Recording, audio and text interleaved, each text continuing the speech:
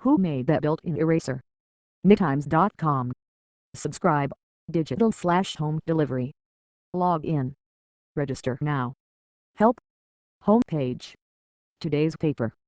Video. Most popular. Edition. US/global.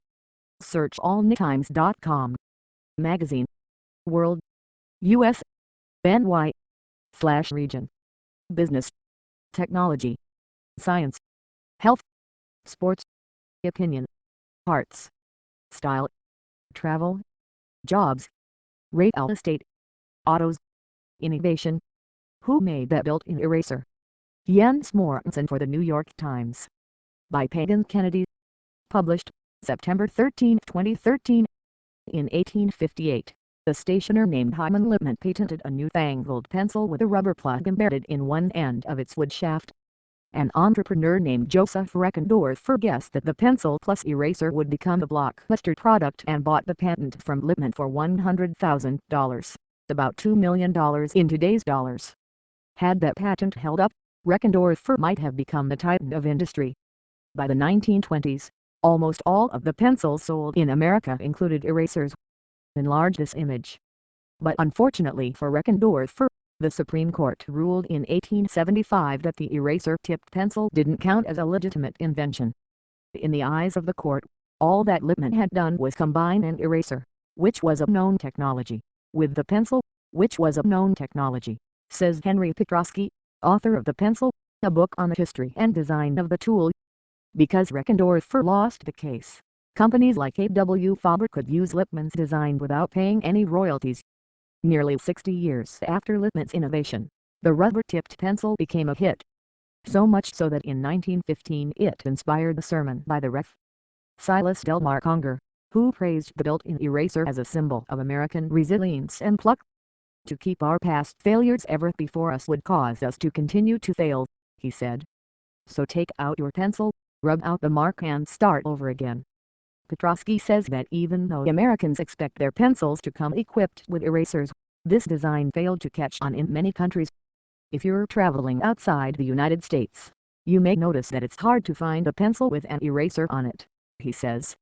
So does our pencil say something about us as a people? The writer for a 1922 issue of American Stationer and Office Outfitter thought so. Throughout Europe, the rubber-tipped pencil is practically unknown, they wrote. It may be that foreigners considered themselves less apt to make mistakes than the happy-go-lucky Americans. Eraserhead. Lou Brooks, a professional illustrator, is the founder of the Museum of Forgotten Art Supplies. A lot of artists prefer handheld erasers. Why is that? Some artists are very precious about their tools. But I use pencils from Staples, Ticonderoga No. 2, with an eraser on the end. It's a kind of heaven when the eraser is soft and you can flip the pencil around and use it. The mystery, of course, is miniature golfing. There's never an eraser on the end of those pencils. And bowling, too.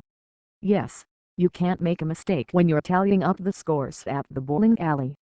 But of course, people probably use their infinis to do that anyway. The fact is people don't really use pencils anymore. They're going the way of the buggy whip. Do you have a favorite outmoded eraser? I do, one that was sent to us by the devil himself. There was an electric eraser that you plugged into the wall.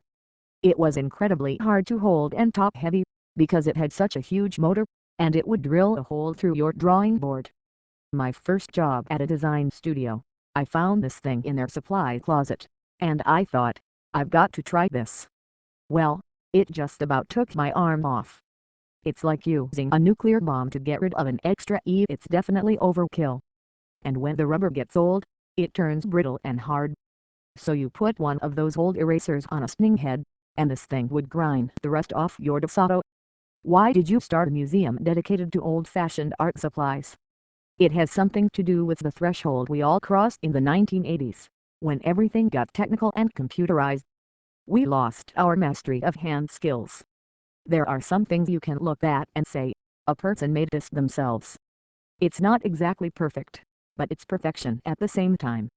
A version of this article appears in print on September 15, 2013, on page 24 of the Sunday magazine with the headline, Who Made That Built-in Eraser? Try unlimited access to NitTimes.